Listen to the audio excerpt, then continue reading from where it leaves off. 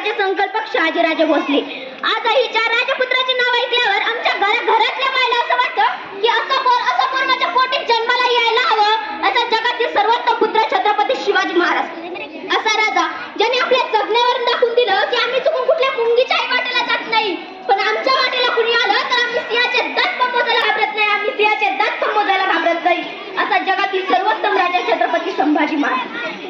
आजकाल असं म्हणतात की ते मस्तक टेकवावं अशा नतमस्तकाच्या जागा हल्ली खूप कमी होत चालल्या आहे, परंतु ज्याचं नाव ऐकताच मस्तकही नतमस्तक झाल्याशिवाय राज नाही. त्या राजमाता राष्ट्रमाता जिजाऊ आऊसाहेब. बापा हो, जेवणाचं ताट सोडा, पोरांना कपडे देऊ नका, मग पोराले शिकायला शाळेत धाडा. या शब्दात शिक्षणाचे महत्त्व सांगणारे संत गाडगे महाराज. मला भारताची राज्यघटना लिहिताना जास्त कष्ट करावे लागले नाही, कारण माझ्या डोळ्यासमोर छत्रपती शिवाजी महाराजांचं स्वराज्य होतं. हे या शब्दात शिवरायांचे वर्णन करणारे डॉक्टर बाबासाहेब आंबेडकर. माझ्यासारखी एक सामान्य मुलगी या ठिकाणी बोलू शकते, ज्यांच्या कार्याने आज खऱ्या अर्थाने मुलींना शिकण्याची संधी मिळाली. अशा त्या सावित्रीबाई फुले. आयुष्यातले प्रत्येक क्षण लक्षात राहतात असे नाही. अहो, आयुष्यातले प्रत्येक क्षण लक्षात राहतात असे नाही. काही क्षण विसरून म्हणता विसरता येत नाही, असाच आजचा क्षण आहे. खरं तर आज काही परिस्थिती काय हो, आज घरापुढची तुळशी गेली आणि घरातली माणसे आळशी झाली. घरापुढचा सडा गेला आणि घरामध्ये राडा झाला. आज आईची मम्मी झाली, मम्मी रम्मी खेळायला लागली. बाबाचा डॅडी झालाय, डॅडी ब्रँडी प्यायला लागलाय. या मॉपच्या जमान्यात आमच्या लेकरांचा लॉलीपॉप कधी झाला ते आम्हालाच कळलं नाही. तुम मुझे खून दो, मैं तुम्हें आजादी दूंगा असं म्हणणारे सुभाषचंद्र बोस आम्हाला कुठे पाहायला मिळत नाही. त्यांच्यासारखे भगतसिंग, राजगुरू, सुखदेव आम्हाला कुठे पाहायला मिळत नाही.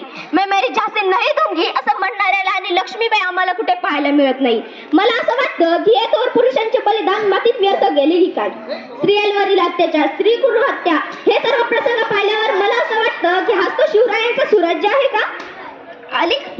हाच तो शिवरायांचा सुराज्य आहे का? 16व्या शतकात 19 फेब्रुवारी 1630 रोजी एक तारा चमकला. शिवनेरीवर तोफांचा गडगडाट झाला. सनई चौघडे वाजू लागले. एक आरोळी त्या सह्याद्रीच्या कडेका परत दुमदुमली.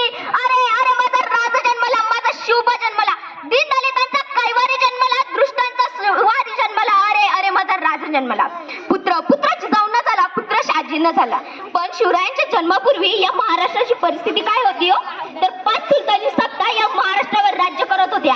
आया बहिणीची इज्जत सुरक्षित नव्हती, मंदिरं लुटली जात होती. अशा या परिस्थितीत शिवरायांचा जन्म झाला. मग जनता म्हणायला लागली, किसी के पेट में से बाप पैदा होता था, किसी के पेट में से बाप पैदा होता था, किसी के पेट में सांप पैदा होता था, पर यह रोज जिजाऊ ऐसी माँ थी कि जिसके पेट में से बापू का बाप शिवबा पैदा हुआ था, बापू का बाप शिवबा पैदा हुआ था. मग काय परिवर्तन केलं या बापाच्या बापानं?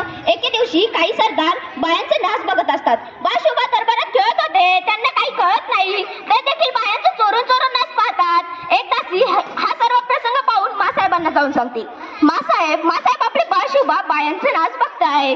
त्यावेळेस मासाहेब खूप क्रोधित होतात.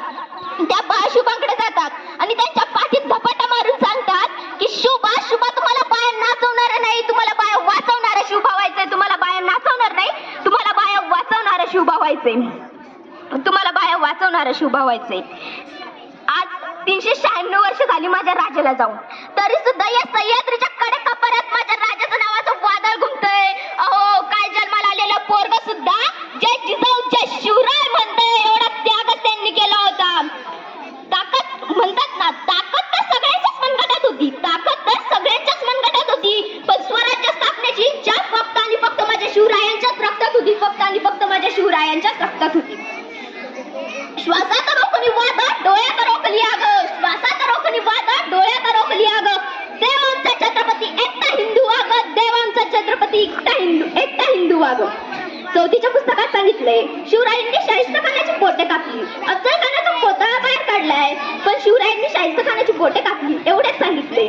तर यापुढचा इतिहास कुणी लिहूनच ठेवला नाही, तर यापुढचा इतिहास खुद्द शाहिस्तेखानाने लिहून ठेवलाय.